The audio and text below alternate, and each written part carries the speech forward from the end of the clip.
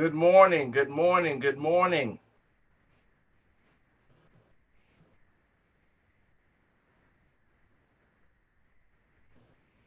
Good morning, everyone, and welcome to this continuing in this series. Again, good morning, good morning, good morning. Series of our National Baptist Convention USA Incorporated Hope Health Initiative, our virtual national health fair. We are preparing to get started. We're welcoming all you all that are watching us on by virtue of Facebook, by virtue of Zoom, by virtue of our YouTube page. We thank you for joining us today. We're going to start in about 2 minutes. So in the meantime, as we come in and we get going, we'll continue to play in the background. This gospel jazz. But again, thank you. And as you all coming into those that are on, would you just let us know from Zoom who you are, where you're from. And we also actually, if you share it to your pages, we're looking forward to a great discussion on today.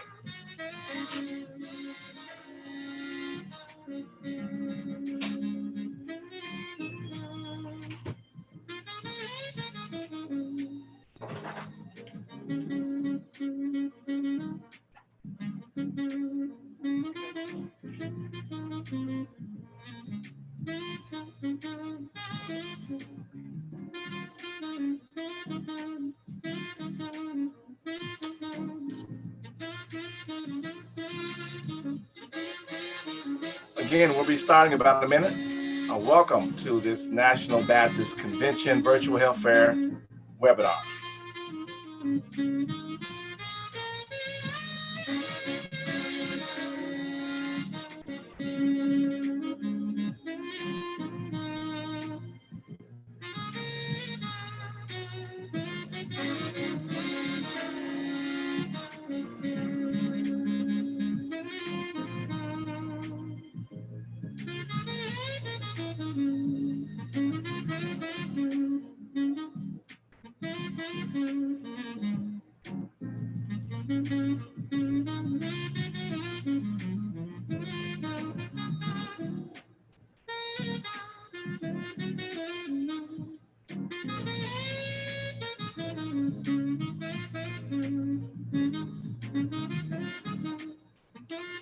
Again, good morning to everyone. Welcome. Again, you can join us a number of ways today. So whatever way that you joined us, we would glad to have you with us.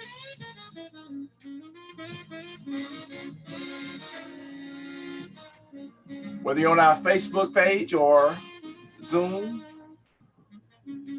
on our YouTube page, we'd love for you to be to let us know who you are and where you're from. We'll be going to start in just a couple of minutes.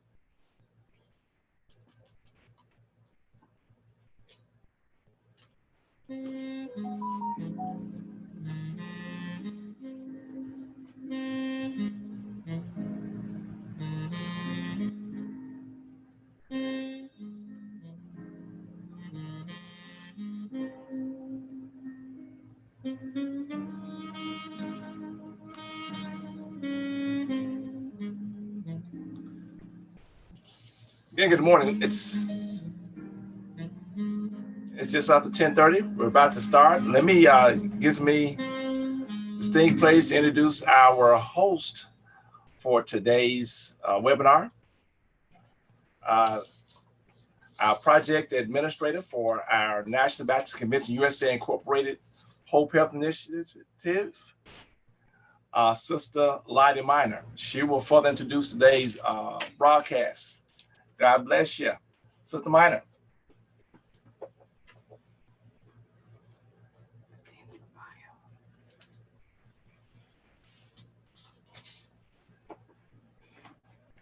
Good morning, everybody. Good morning.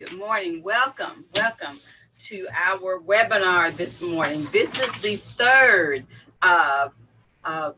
webinar that we've done as a part of our virtual health fair. And I am so happy and so excited today to have two wonderful presenters with us who are going to help us learn. One wonderful presenter with us, and I got a text about another one. Sister Bettina, give me a 1 or a 2 with your hand. 1, 2, 2 presenters, okay? And we're going to go ahead and get started here. We have two young ladies who I have come to know as colleagues. I've come to know them as warriors, survivors, but most importantly, I've come to know these young ladies as sisters in Christ. They are a mother-daughter team.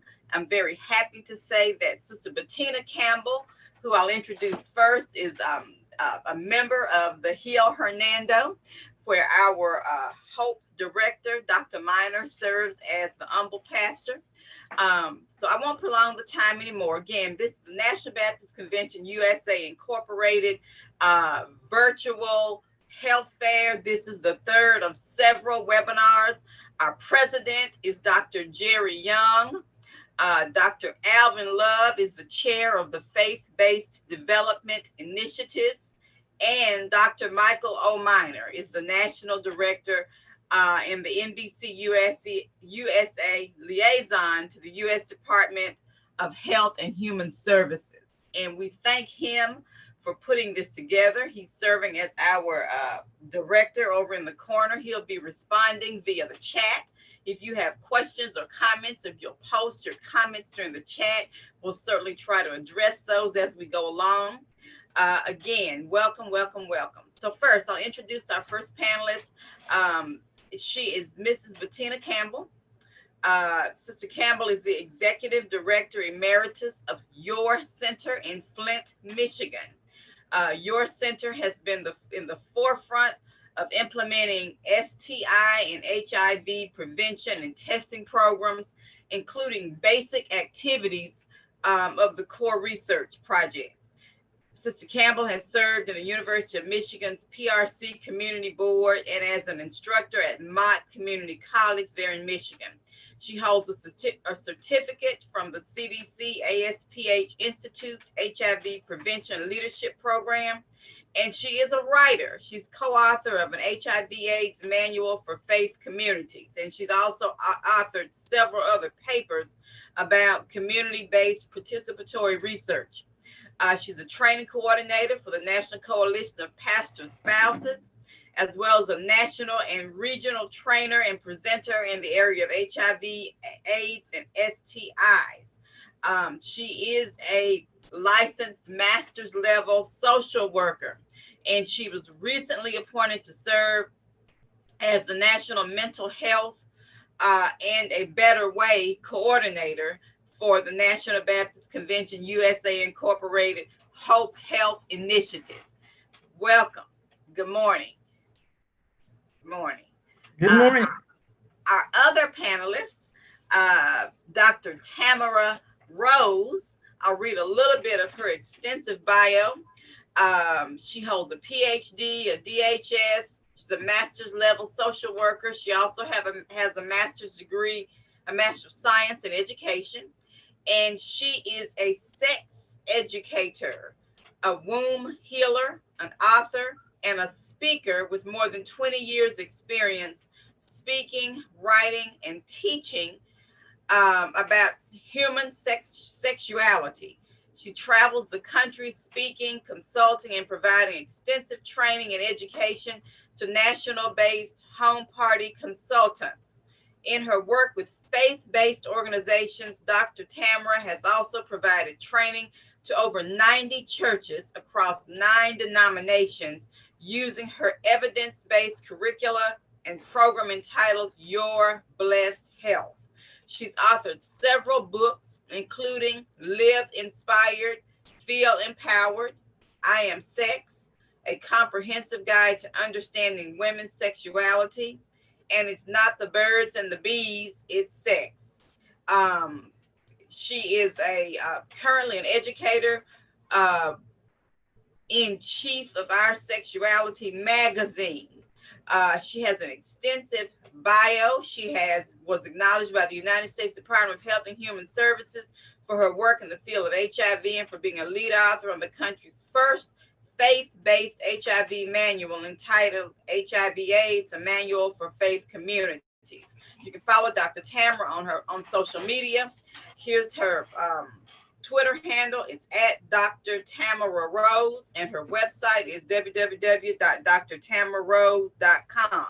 All right, ladies, welcome again. So glad to have you here with us, and we welcome all of our attendees that are present here with us. We thank you for taking some time out on your Thursday morning to join us. We want to talk a little bit about mental health. We know mental health is something that we don't talk about enough in the faith community. Our Hope Health initiative has done quite a bit of work in trying to bring mental health to the forefront within our member congregations, but it is still for many a sensitive topic. For many, it is a topic that people don't know a whole lot about. So I want to start with Sister Bettina. I'm going to bring the spotlight on her and allow her. Hello, good morning. Good morning.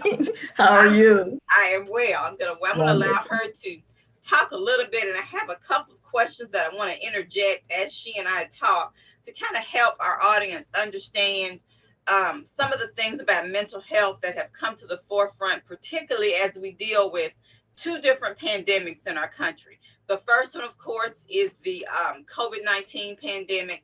And then the other one is the pandemic of racism that is just eating away at our nation right now. So, Sister Bettina, I'll let you get started. I know you have a wonderful PowerPoint presentation, but I'm going to interject a couple of questions as you go along.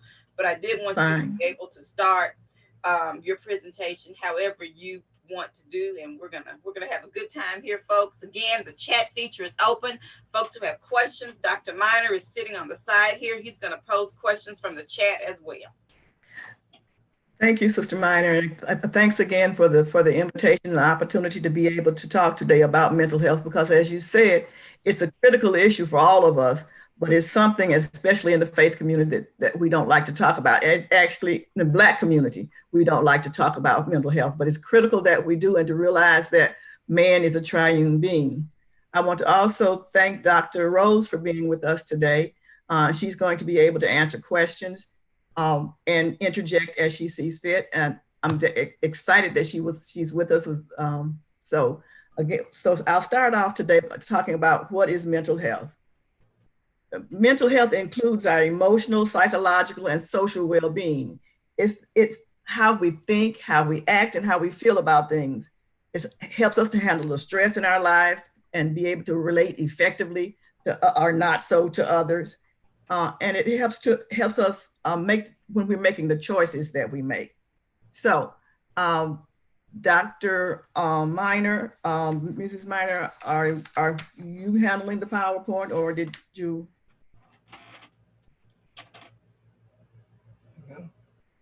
So the next slide. Next slide.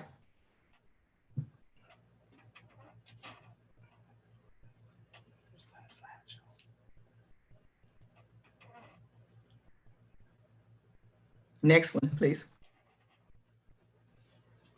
When we talk about risk factors, first we need to look at what factors are contributing to mental health problems. It comes from our genes, it's biological factors, so it's our genes or our brain chemistry.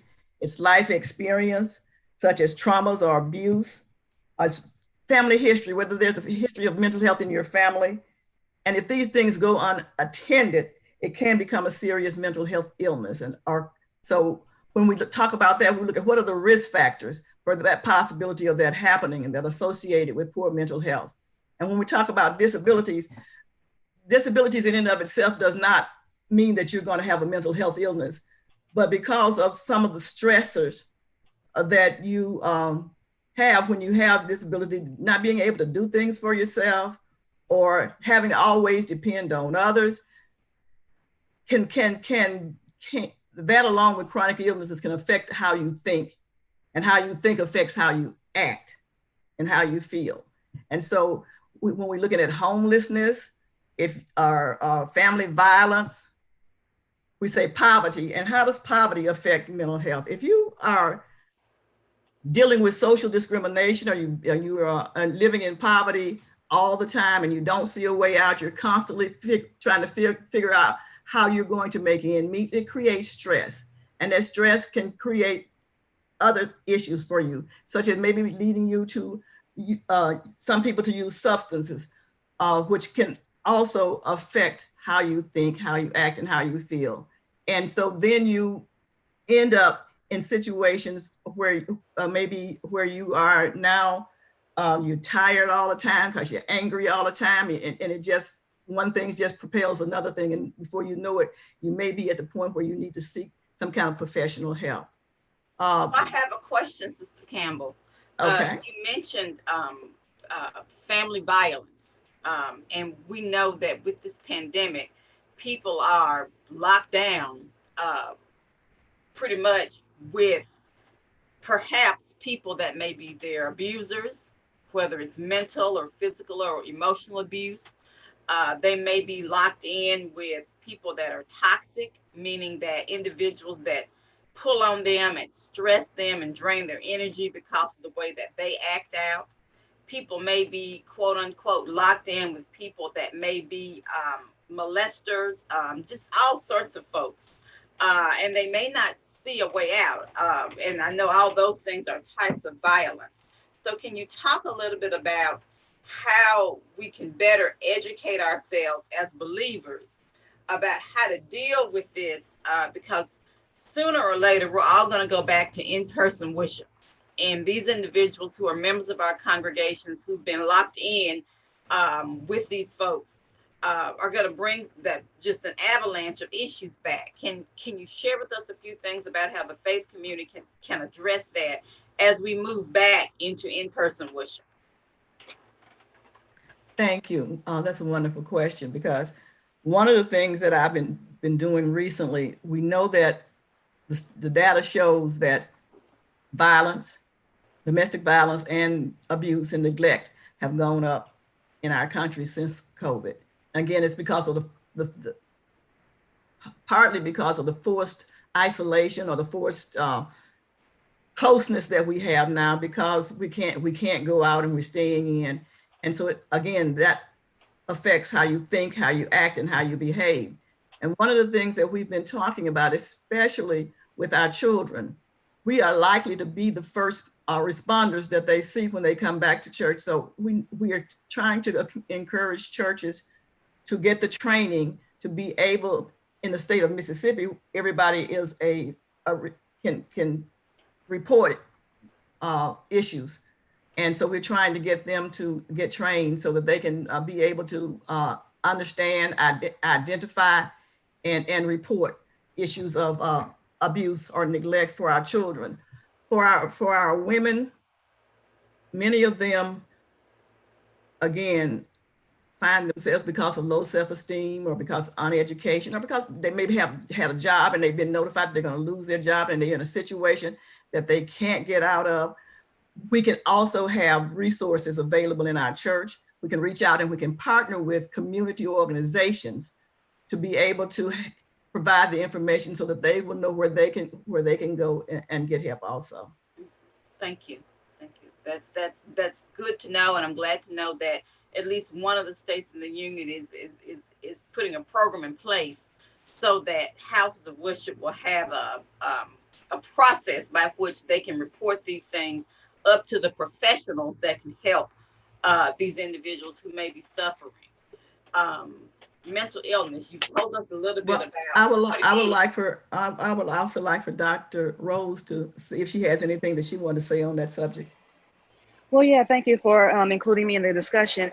Hello, everyone. I feel like churches can be of assistance by being a safe space. In addition to all the things that Bettina has mentioned, churches need to be a safe space. They need to let people know that they are not alone in these struggles and in these challenges. And so I think one of the important things is for in terms of being a safe space is really educating yourselves on what emotional, mental, spiritual, social, legal, all of these different types of abuses are, because sometimes people don't realize that, you know, abuse extends beyond the physical realm, or it extends beyond the mental and emotional and the verbal realm. So we need to look at, is your partner allowing you to practice your faith? Is your partner allowing you to even come to church? Will they allow you to come back to church? Because they know that once you come back to church, you're going to be congregating with people. You're going to be able to talk about some of the things that, you know, you experience during these periods of isolation. Excuse me. And so it's going to be important that churches, faith leaders educate themselves on these various types of abuse and create that safe space. And finally, just naturalizing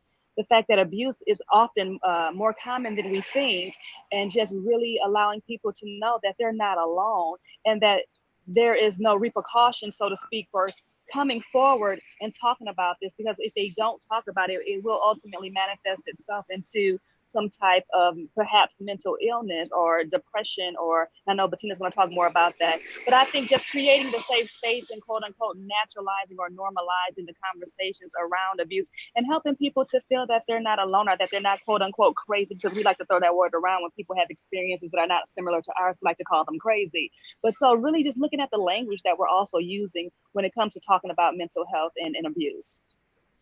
Wonderful. Thank you. Thank you, Sister Bettina.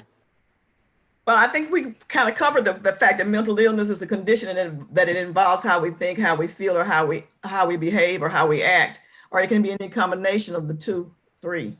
And so this is some types of disorders that some people experience: anxiety, panic, neurosis,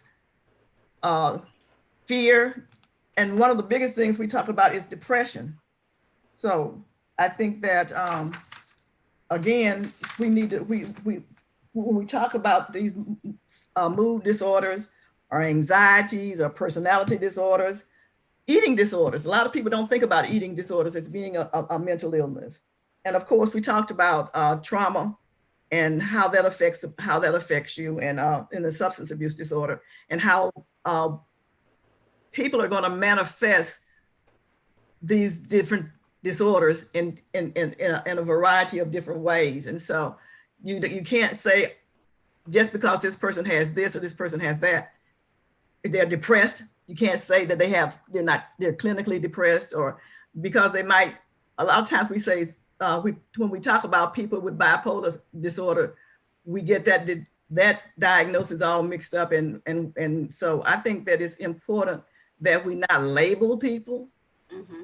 Especially if we're not professionals, mm-hmm. that we just try to understand maybe what some of the main characteristics or main signs or symptoms of these illnesses are, and then know where to refer. Oh, that's wonderful. I know it's out of our, many of us don't have the skills, and so it's out of our wheelhouse. And so being able to reach out again, establish those community partnerships with professionals, and being able to reach out to them to get the help that they need. Absolutely. Absolutely. I know depression is one that jumped out at me on the screen. The umbrella is eye-catching, because I think all of us have experienced depression at some point in our lives, and we feel like it does feel like it's raining all the time when we experience those things. I think we use that term loosely, though, because we don't always know what it is, what depression is. Can either of you elaborate a little bit on really what depression means, and how our faith leaders and our friends in our congregations can help to recognize depression and refer people out to the right resources? I'll go first, and then Doctor, I would like for you to chime in. Depression, I think that we've all been depressed about something at one time or another. And I like to call this situation depression. I broke up with my boyfriend, so now I'm depressed. I didn't get the grade I wanted to get in school, so now I'm depressed. But that's normal. It's a normal part of life to feel sad or sorry that something has happened. But when it starts to linger, when it's like it starts to be invasive, and it affects how you're thinking, how you're feeling, and how you're behaving, such as you are, people with depression are 3 times more likely to have physical symptoms. And those physical symptoms can be something like trouble sleeping, eating too much, eating too little. So you're either gaining weight or you're losing weight. You're tired all the time.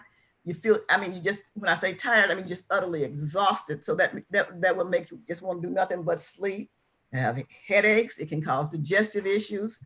It can create a change in how you, how you're communicating. You're talking too slow and draggy. And so when you start having those kinds of symptoms, and those symptoms last at least 2 weeks or more, you may want to start to think about seeing a professional. Wow, that's interesting that you speak about how depression can affect a person physically. We know that with your extensive background in social work, you've done a lot of medical social work, and then we also know from our health ambassador training that we do through our Hope Health Ministry that the body or the person is at least 3 parts: mind, body, and spirit. We promote that tremendously through that health ambassador training, and we talk about the healing ministry of Jesus. How when he healed all 3 parts, because if one is off, the other 2 are off. So I love it that you brought out the issue that depression can affect individuals physically. Are there other mental disorders that can affect a person physically as well? Yeah, I want to kind of just chime in and circle back to depression.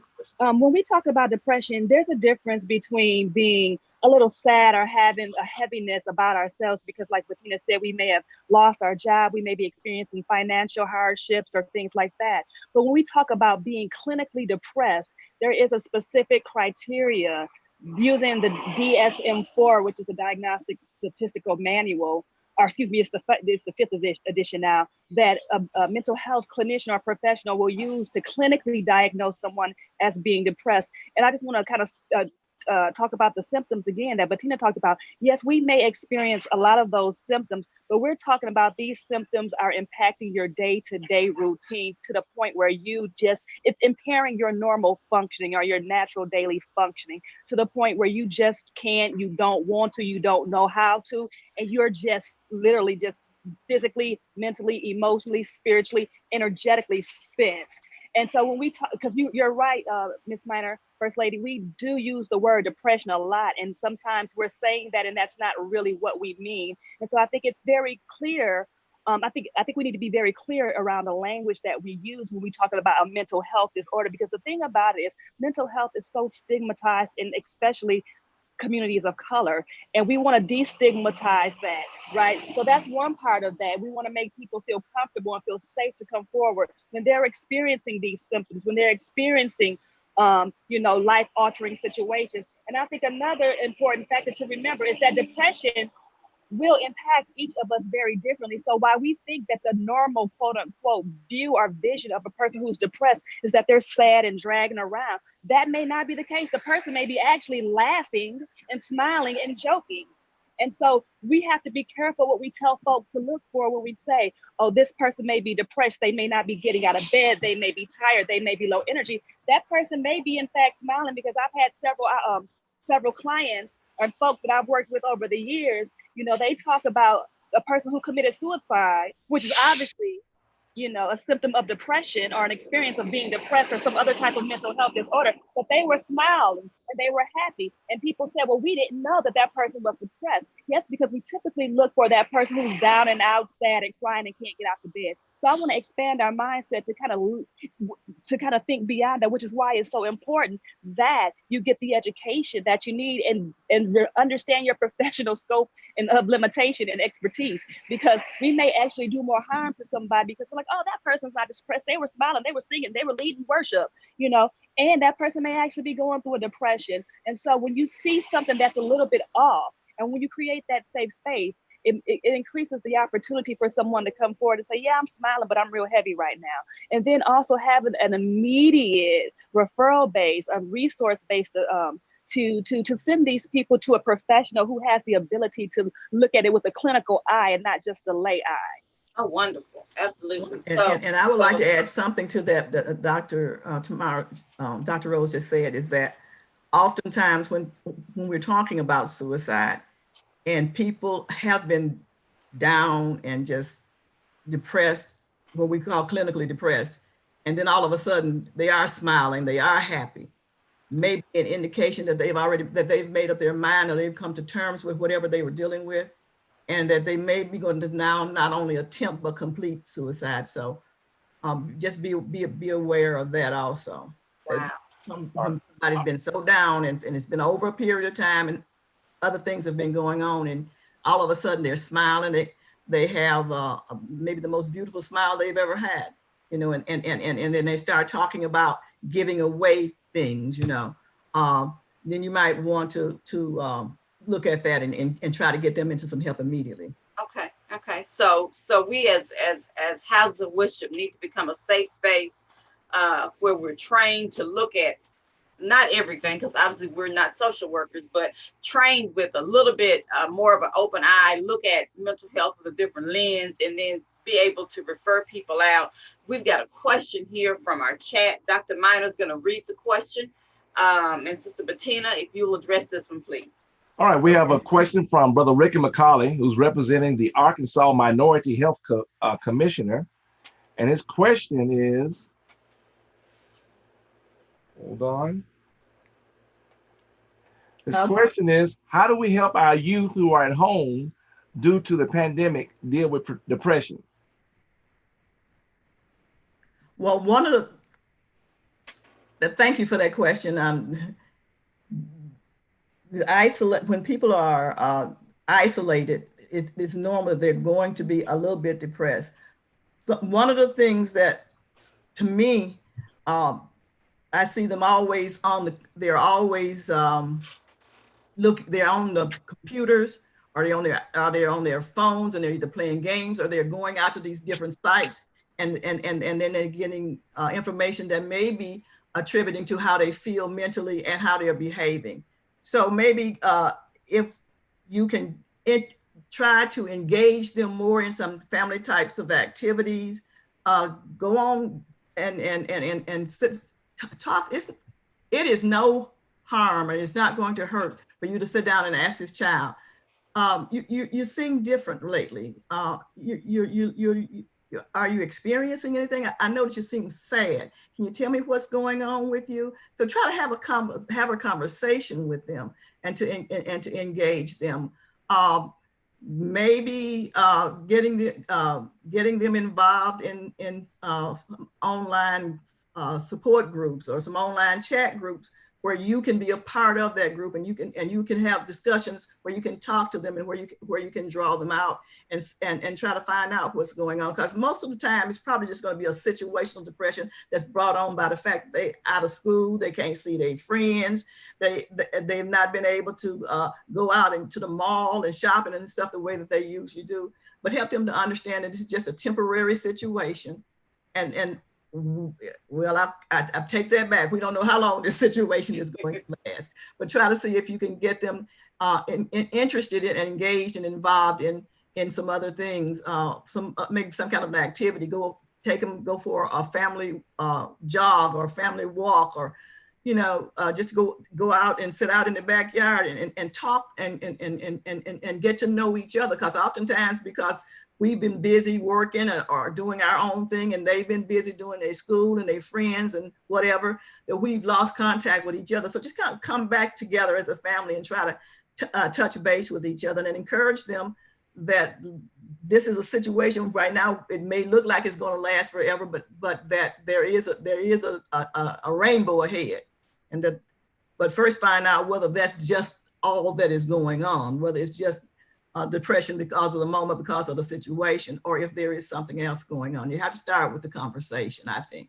Beautiful. So communication, going back to the fireside chat a little bit, or the air conditioned side chat, I should say. So let's move on. We have another question from our chat that Dr. Minor is going to read.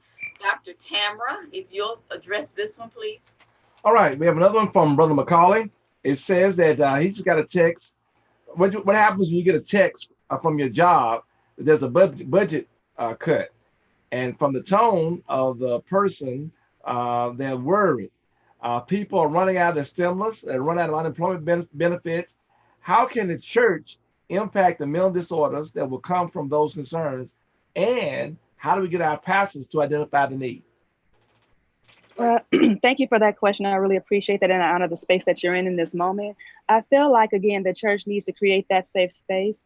The leaders need to have an openness and an understanding and a naturalization of what mental health looks like, what mental wellness looks like, and need to be able to have immediate resources. But I think one of the most important things, and even when Bettina was talking about the youth, we have to grieve the fact that life has changed as we know it.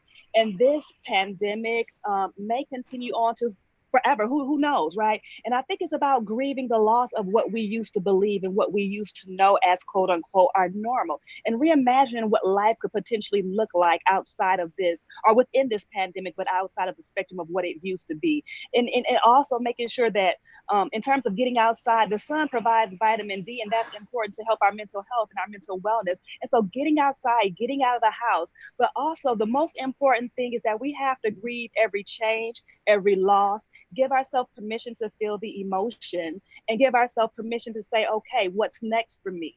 What's next? How do I successfully move forward in the midst of this pandemic, in the midst of all that's going on around the country with all of these protests? Because my life matters. My family lives matter. My faith matters. And I think it's important for faith leaders to really naturalize conversations about grief, about mental wellness, and making and helping people to know that it is natural. There, at any given time, our emotional situations can fluctuate, our mental situations can fluctuate, and that is natural. I think one of the things, especially when we talk about the Black community, people don't want to seek help because it's been for so long something that's been stigmatized, something that's been taboo. Oh, if it happens, let's just sweep it up under the rug. And I think, and well, excuse me, let me change my language. I know our faith communities stand in the lead in being able to change the way we talk about mental health and mental wellness, because historically the church is a place where folk come when they are sick, when they need,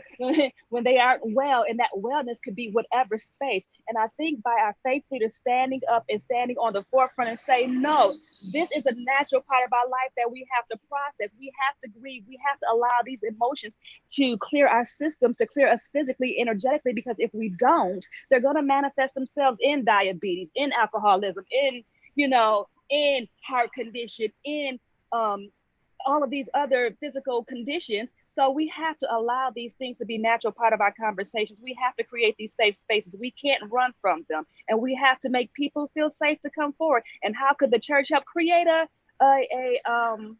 what do you call that? A survey for your members, who are experiencing financial hardships, who are experiencing these particular types of symptoms. And based on what they're saying, have the appropriate resources. Maybe preaching a sermon from the pulpit, naturalizing, because people, we're spiritual beings, yes, but we're also flesh and human beings. So we need to minister to that human aspect of individuals. We need to speak to their souls, because I always believe, and I say it, we have to save a life before we can save a soul. And so really tapping into the humanness of a person and ministering to those physical needs, those human needs, is a great place for, the faith community to start.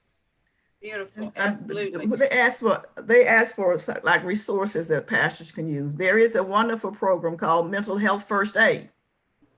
It's a certified program for individuals. I've trained in the churches, the pastor, the health teams, the ushers, all of the security, anybody that's going to be a first responder in the church to go through these. It's an 8-hour session, and they receive a certification at the end, but it in no way like prepares them to be experts, but it, like regular EMS, it helps them to be able to identify that this person may be having an issue, and we need to have the resources available to help that person.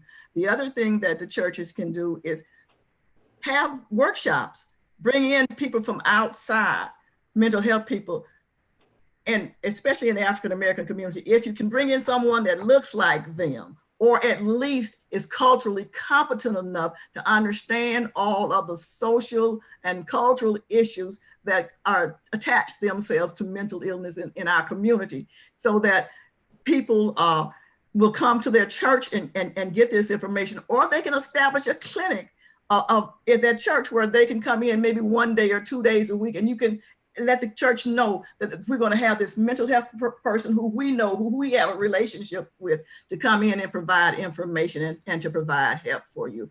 And if they don't have insurance, then you can talk about how you can work with different navigators from the Affordable Care Program or other Medicaid or Medicare to get to the insurance that they need to get the help that they need. Those are the kinds of things that kinds of resources that you can bring into your church to be able to deal with not only the issue of mental health, but other physical illnesses that people are having, or other social barriers that people are trying to overcome. Oh, wow. Wow, that's super. So really, I think what both of you are saying is taking the church back to the basics of where the African-American church started, ministering to the whole person, being a resource for physical needs, being a resource for emotional needs. Obviously, we know we are the resource for spiritual needs, but really, really helping the whole person. We have a question here about the mental health first aid, excuse me, that you mentioned. We know that that is an in-person training and has been for a number of years, just as the health ambassador training has. But is that mental health first aid training available virtually or online? My understanding is yes, that they are, that you can go out to their website, and we can provide that.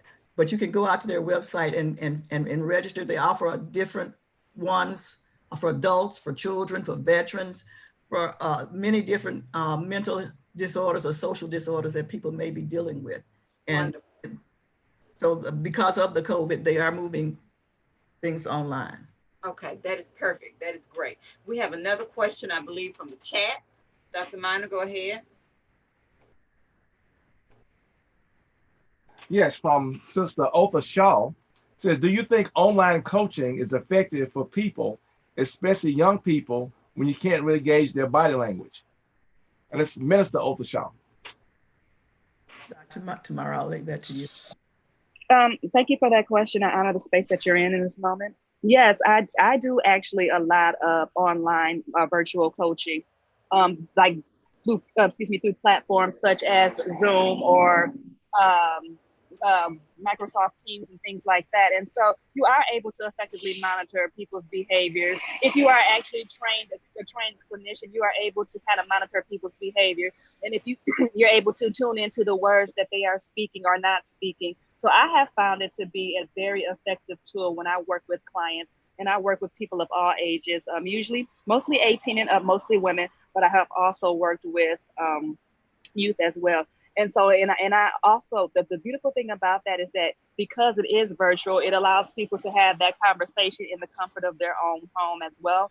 And so that creates, it actually helps to remove or reduce some types of barriers that people may have about actually coming out in the midst of this pandemic. So I found it to be a very effective tool. Excellent, excellent. So everything that we need really is becoming virtual now. Bettina, tell us a little bit about the warning signs. I know you mentioned quite a few of the warning signs of depression, but there's so many other mental disorders that just have more general warning signs. You'll share a little bit from this screen with us. Well, they're going to, some of, besides the ones that we've already talked about, there's people have experienced severe mood swings that cause problems in relationships. They might be smoking and drinking a lot more than usual. Talking about feeling hopeless and helpless and worthless, you know, so there's consistent sadness. They may withdraw from, you know, this may have been a person who liked to talk and was very social, liked to be involved in things, but all of a sudden you find out that they're not retreating from their family or their friends. And that's extreme fear, and sometimes what we would consider unreasonable fear, but perception is reality. So for them, the fear is real. And angry or violent, you know, just all of a sudden for no reason, they just one word you say and they just snap and they just go off on a tangent and you can't understand why. Or they may become delusional and they may see things that you don't see and have hallucinations is what we call it. And so they're just on any number of different symptoms, and they don't necessarily mean that you have a mental illness. It could be something else going on, but it is a trigger that maybe you should consider having them to talk to a professional to make sure that they want to either rule it out or find out what's going on. And if you don't know a mental health professional, start with your regular family practitioner and talk to them, and then let them make a decision about whether or not this person needs to be referred for further mental health evaluation. Thank you. So you share with us a little bit about some of the negative effects of mental health, what it looks like when things are not going well. Talk to us a little bit about how positive mental health looks and how it allows people to react. Well, I think that one of the things that I think that a person has positive mental health, since we're talking about how it affects how you think and how you feel and how you behave, it allows you to be able to cope more effectively with stress. Little things that you get stressed would normally maybe stress you out or stress someone else out. It doesn't bother you because you begin to understand yourself and what your triggers are. It helps you to be more productive in work because you maybe you like what you're doing, or if you don't like it, you have the realization that you have to do it because you have to live. And this is one of the ways that provides for you to be able to do that. It helps you to make meaningful contributions to your communities. Like a lot of us want to volunteer to be out to help people, like during this time of COVID. People who are more healthy or who don't have chronic health illnesses, maybe the person in their family that is the most safest person to be able to go out and to pick up medicines or even just to get on the phone and arrange for those things to happen. So it allows you to just be more engaged and more and happier about what you're doing and how you're doing it. So there's a sense of wholeness. Yes, a sense of wholeness. Wonderful, wonderful. All right, so you've addressed a little bit of this already. Any other comments that you want to share about how COVID-19 is affecting people's mental health? Ooh. Well, what was a big one for me was the social isolation. I'm a social person. So getting used to the idea of being isolated physically from my friends, from my church family, from activities that I like to engage in. At first, it was a challenge.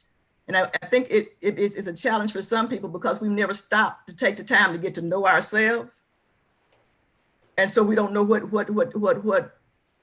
how we feel about ourselves. Or some of us have gone through so much and we've learned not to like ourselves. And so being locked in with only us to talk about can create or to think about all of those things that may trigger trauma or other thoughts about it can be a challenge. And for me, I just had to sit myself down and have a talk with me and be honest with me and figure out what was it all about. And then I realized it was because I thought I was supposed to be out there doing stuff. I learned that, hey, if I've got some books, if I got my computer so I can keep in contact with friends and family members, then I'm okay. I'm okay. So isolation does not have to be that big booger bear in the room. Figure out why you may be climbing the wall because you're isolated. And another thing that was really, and I'm using me as an example, another thing that was really trying for me was the grief, the death, and the dying at this time, because I'm recently relocated here in Mississippi, but in my home, I was getting calls every day. So many people were dying, and some are close friends, and not being able to do the traditional things that we do, is like go home and to go to the funeral, to be there, to hug the family, to go through the process with them. So I found out that there are other ways that we can do that. You know, we can get on Zoom. You can still use a phone if you don't have Zoom, and you can call and you can reach out to them before, during, and after the funeral to say, you know, I'm here for you. So so that issue of that, I mean, and one of the things that I saw that I thought was really nice was how families were having doing the funerals in Zoom, but also, though they didn't do that, they might have a drive-through where the family of the deceased is at the church, and they've set up something outside in the parking lot to honor that person, and you could drive through, honor the person, and extend your condolences to the family, and I think that helped a lot. But I think one of the biggest things, and especially when we're talking about the faith community and we're talking about the faith leaders, one of the biggest things that I see in talking to them is that need for self-care, because they become so wrapped up and so involved in their parishioners or their congregants that they don't take the time to take care of themselves. And so also caretakers, people who are natural caretakers, need to take the time to take care of themselves, to step back from it and to put themselves first, because let's face it, if something happens to you because you're so stressed out because you're trying to take care of them, then what happens to that person?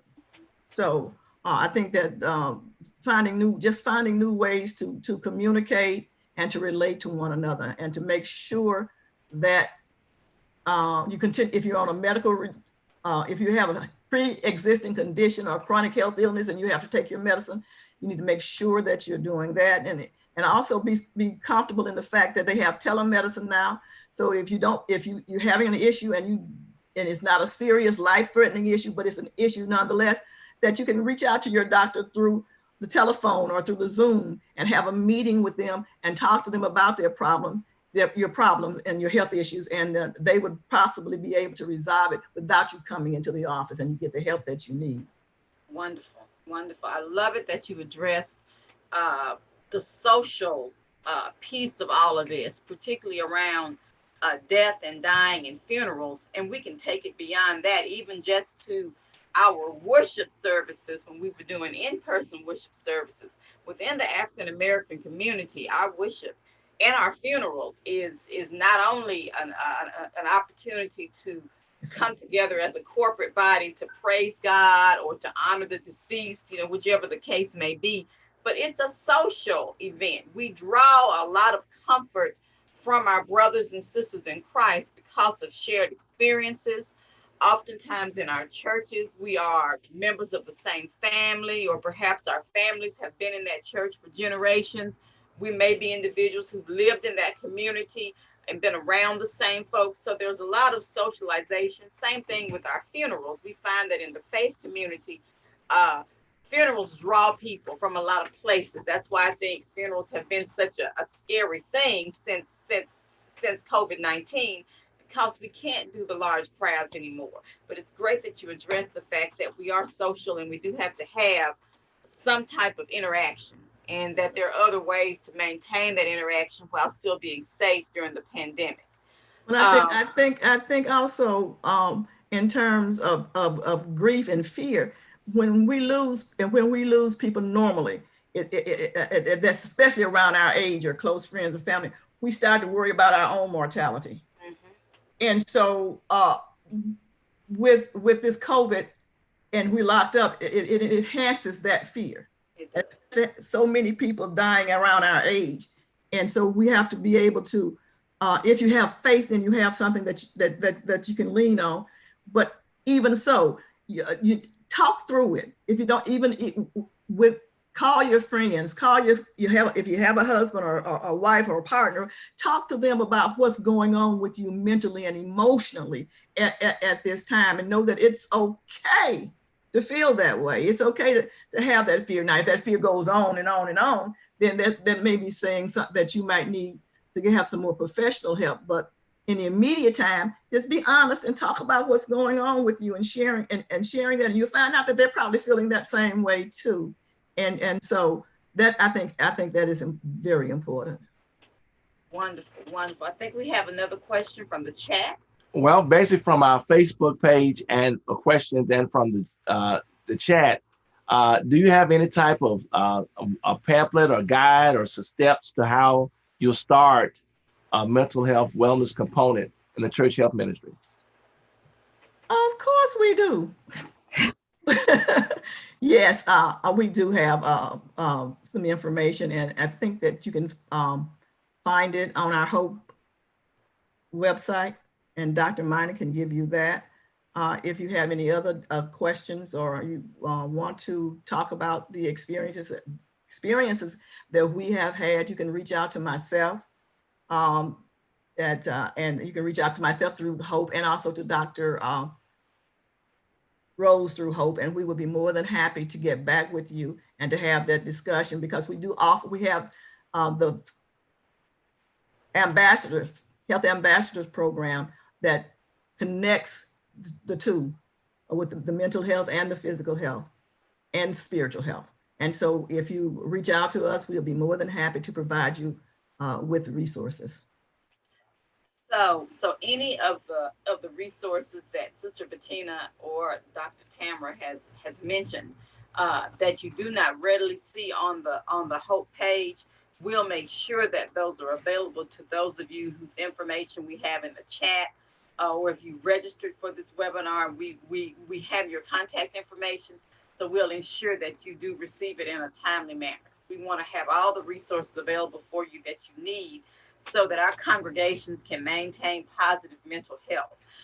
As believers, we've labeled mental health disorders in so many different ways. Sometimes we have labeled them as demonic possessions, and we're certainly not diminishing the realness of demonic possessions, because they do exist, but we certainly don't want to confuse the two, because they are two separate things. We don't want to label people as having either without having dealt with that person, investigated what's happening with them, communicated with them, and then gotten them to the resources that they need. Demystifying and destigmatizing mental health. I think I started talking about that when I just mentioned a little bit of how we label people. Sister Bettina, if you can just quickly tell us a little bit about that, so we can make sure that we do not have mental health in a box, that it's not mystified and stigmatized to the extent that people are afraid to come forward. I think that Dr. Rose did a wonderful job in talking about the fact that we need to create a safe space. We need to bring in professional people to sit down with us, to talk to us about what mental health actually is, what it looks like, what it's not. There are a lot of myths and confusion out there about what mental health is. And a lot of, in the faith community, unfortunately, some of us believe that if we reach out for professional help, that we're saying we don't trust God to heal us. And that's not the case. So I think that pastors talking about that, helping their parishioners, their congregants to understand that just because you have a physical illness and you reach out for help does not mean that you lack trust and the faith and the belief that God will heal us, because he made doctors too, and he gave them the knowledge to be able to understand and to be able to help. And certainly we pray. We don't ever discount prayer, and we don't ever discount the fact that God can heal us, but he expects us to put our effort in too. And our effort is, if we know that we need help, to seek that help out. And again, through partnerships, inviting the mental health professionals into our church to talk to people, to set up appointments.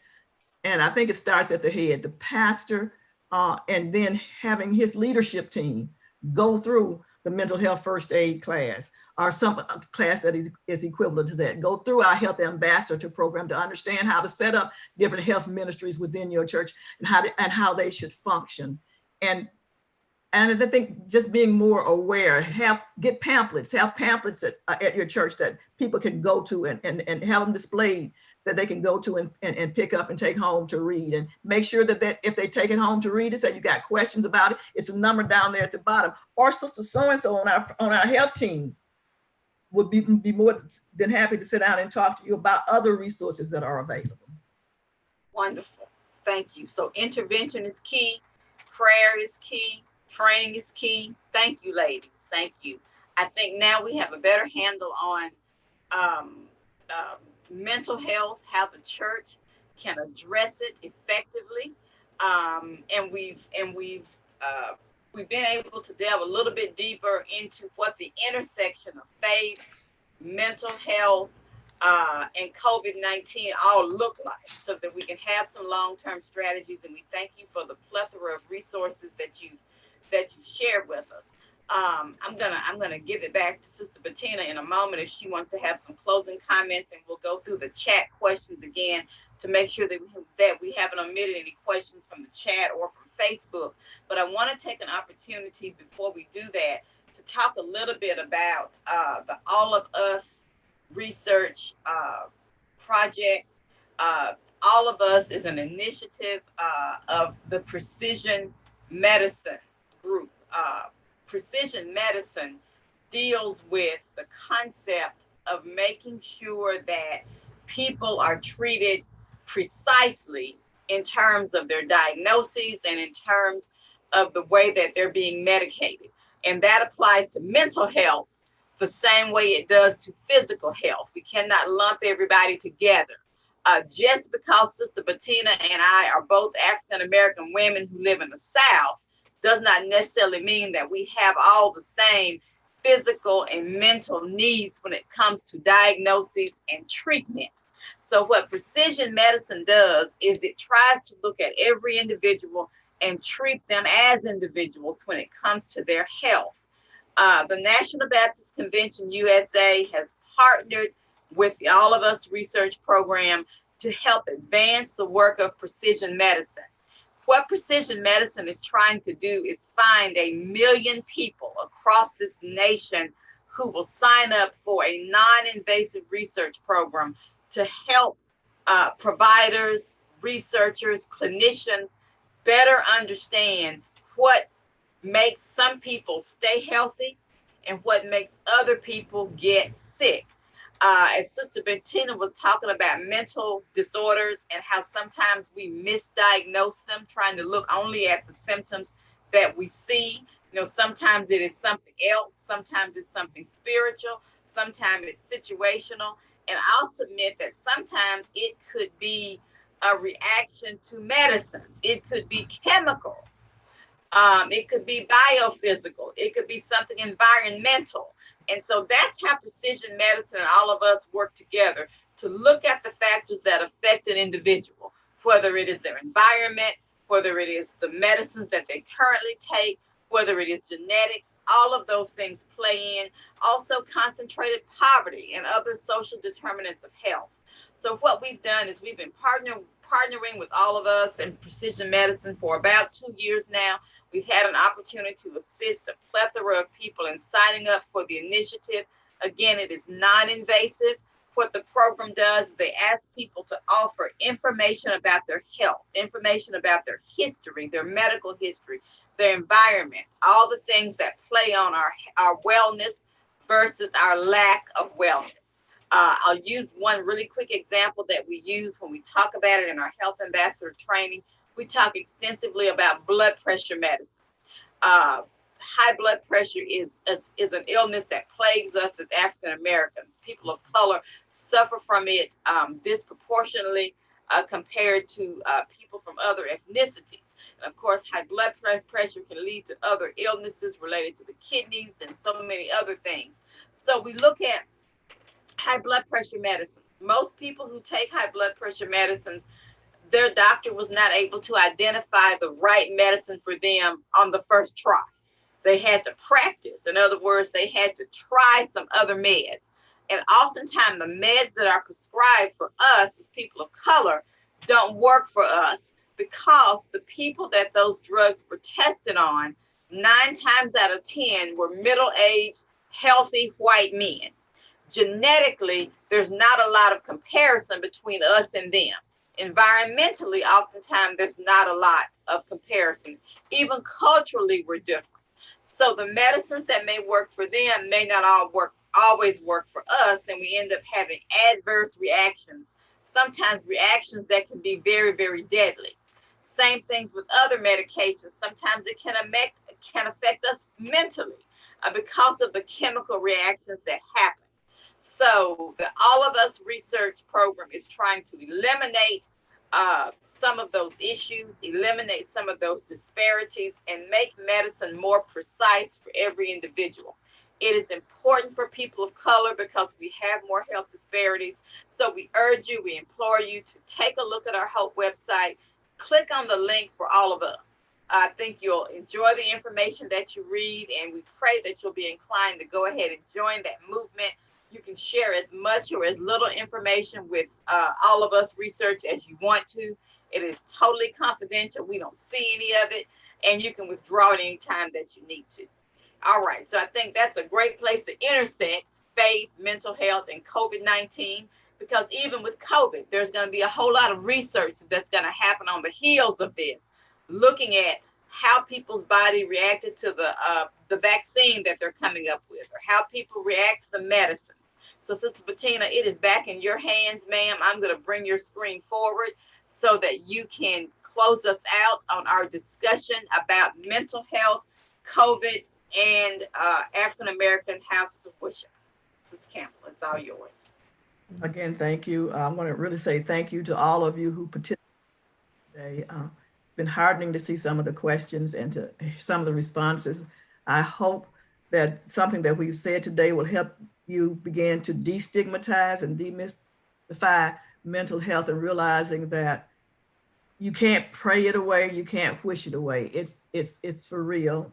And sometimes people need treatment, and it's no shame for that. And to be able to yourself, if it's you, to reach out, to go to seek the help that you need. And if it's a family friend or church member or neighbor or whoever, that now have some resources that you can be able to provide them with some information that may make their lives much better. So again, reach out to us about the mental health first aid and also the Hope Ambassador. We would be more than happy to come to give you those tools so that you would have what you need to be able to more effectively help yourself and your congregation and your families. Have a blessed day. Wonderful. Thank you, Sister Bettina. Thank you, Dr. Tamara Rose. You guys are a dynamic duo, a mother and daughter team. I wish we could have brought Sister Dr. Tamara on camera so we could see y'all, see both of you. But we thank you both for your time. We thank you for your expertise. We're so blessed to have people in our Hope ministry, in our congregations who have a passion for mental health. I want to share a little bit before we close down about our next webinar that is coming up. The next one will be Tuesday, June 23rd, 10:30 a.m. Central Time, and it is going to be entitled Seasoned Saints Staying Fit While on Lockdown. And I have a feeling that it will help not only the seasoned saints, but also those of us who are not quite as seasoned.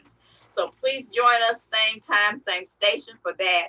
Again, we thank those that are speaking to us via chat. We thank those that are viewing us via Facebook or via YouTube. We once again want to acknowledge our president, Dr. Jerry Young. We want to acknowledge Dr. Alvin Love, our chair of Federal Faith-Based Initiatives. And we certainly would be remiss if we did not address Dr. Michael Miner, who is our National Director of the HOPE HHS Partnership. He is serving as our producer today. He's handling the chat. We thank him. We appreciate all of you. We're going to close now. For those of you who are with us via Zoom, we're going to ask you to stay on for just a moment while we close down our other platforms. Dr. Tamara, if you're still on the line, if you will stay on the line as well. Again, thank you all for participating. We thank our two speakers today. We appreciate you so very much. We just pray God's continued blessings on you and on the work that you do to help God's people be healthy.